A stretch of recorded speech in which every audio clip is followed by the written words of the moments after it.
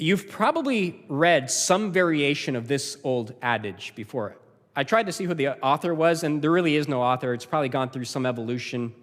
It has many different authors attributed to it. Watch your thoughts, they become your words. Watch your words, they become your actions. Watch your actions, they become your habits. Watch your habits, they become your character. Watch your character, it becomes your destiny. What begins with one little thought, through repetition, becomes one's eternal destiny. I was talking about C.S. Lewis when I was up here a little bit earlier. Here's what he said about this.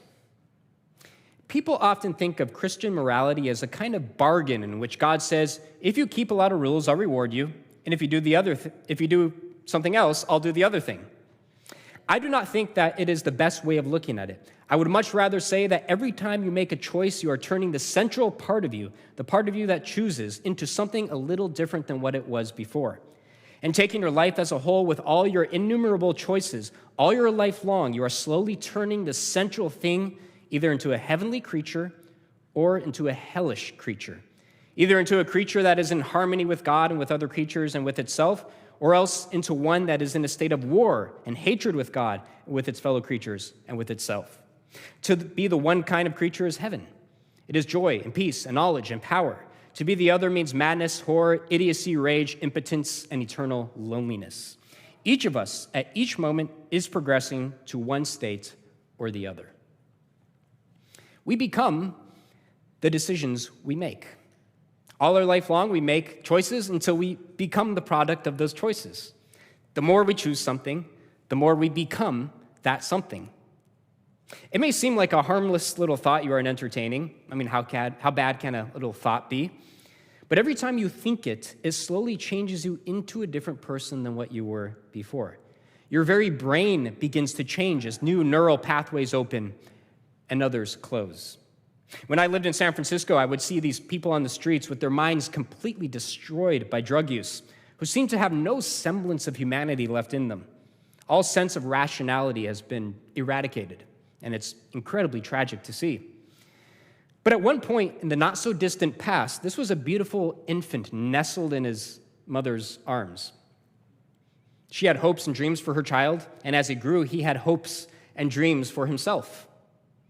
He didn't become that way overnight, but through the years of making certain choices over and over again, he grew into the person that he eventually became. And it was not instantaneous, but it was 1 degree to another. You may have noticed in recent years how popular serial killers have become. I don't mean popular to become a serial killer. I mean, the interest in serial killers has become very popular. Right? It's not a major you take in college or something like that. But the interest in them has become very popular. If you watch Netflix, there are numerous documentaries and shows and movies on the lives of serial killers. I actually don't find them to be all that interesting, but there is one in particular who I do find to be very interesting, not because of what he did, which was horrible and grotesque, but because of what he said led him to do such things. His name was Ted Bundy. Very famous serial killer. I think he was located up in the Seattle area, which for some reason most of them came from, and I don't know why. He murdered dozens of people, and when you watch the interviews that he did just before he was executed, you will see an extremely self-conscious and self-reflective individual. He seems to be aware of exactly what led him to commit such crimes. He said that it began with watching videos and looking at certain magazines that he should not have been watching. And that was only the beginning. He felt he needed to see more extreme things to satisfy that hungering impulse inside of him. Gradually, this part of him was crystallizing until the impulse evolved in the need to actualize his depraved desires. He was able to connect the dots himself, and with almost perfect clarity when you watch those interviews, explain how he became the person he became, how he became a hellish creature. The road to evil was gradual, but it was also very intentional.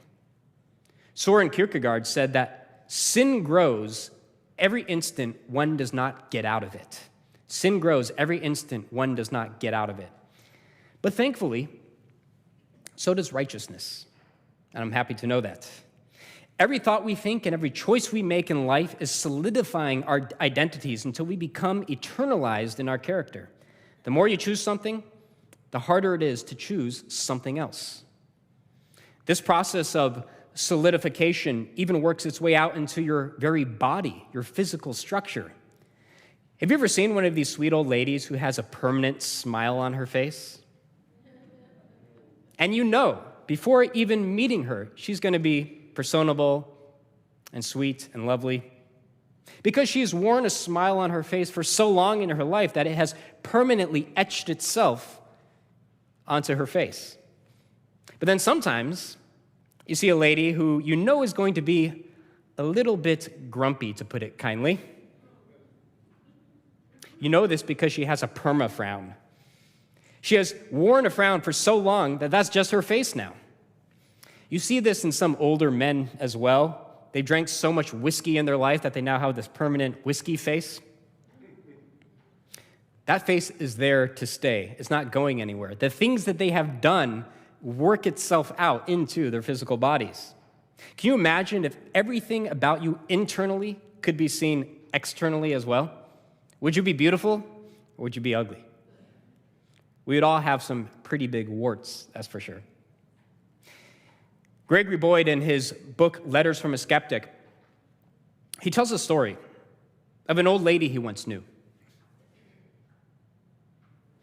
who was the most ugly, bitter, mean-spirited person he had ever met. As a young lady, however, she was beautiful, personable, and fun.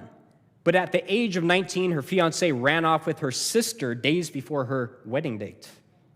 She was understandably humiliated and hurt, but what is most tragic about the whole thing is that she proceeded to choose to be hateful and unforgiving toward her sister, an ex-fiancé, for the rest of her life. Though her sister was extremely sorry for what she did and tried numerous times to make amends later on over the course of 50 years, this lady would never budge. And with each decision against love and against forgiveness, she solidified herself in bitterness. Like all negative emotions, which are entertained over a long period of time, her bitterness eventually colored her whole outlook on life. She became her hatred. She became her bitterness. The momentum of her decisions became irreversible. She no longer chose it. She couldn't now choose otherwise. All the good God intended her to be was consumed by the repeated course of hate she chose. What started as her decision eventually became her nature. When you are in, say, a grumbling mood, you typically know that you are in a grumbling mood, right? If you're in a bad mood, you probably know it. Because it's a mood, something that it's not permanent, it means that you, that central part of you, is distinct from that mood. You may even criticize that mood. Other times, maybe you'll embrace it. You fall into the mood, you fall out of the mood. Some of us are more moody than others. But you're not always a grouch, and when you are, you recognize that you are. Others will recognize it as well, and they may say, hey, you're not being yourself. Why are you down? But there may come a time when you no longer fall in and out of a grumbling mood. You have become that mood until it's no longer a mood at all.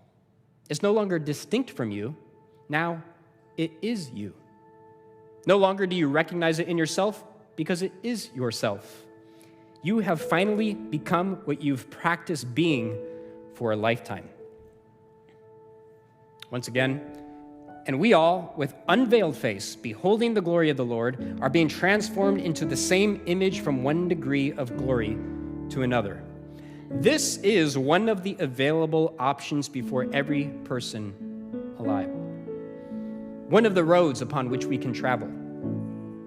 But whether it's this road or some other road, we are traveling on some road nonetheless. We are heading somewhere.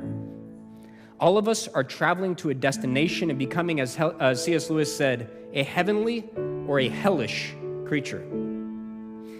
If you've chosen to receive Christ into your life while you still can, you are becoming the greatest possible version of yourself, a version that will grow throughout eternity to no end. greater in wisdom, greater in knowledge, greater in love. I said earlier that the choices you make dictate the life you lead. Or maybe I never said that, but if I did, it's actually much simpler than that. It's the choice you make dictates the life you lead. Only a single choice that is made every single day. To choose to follow Jesus and make him the Lord of your life. Today, if you will hear his voice, do not harden your heart. And God will transform you into the person he desires you to be from one degree to another, into a heavenly creature.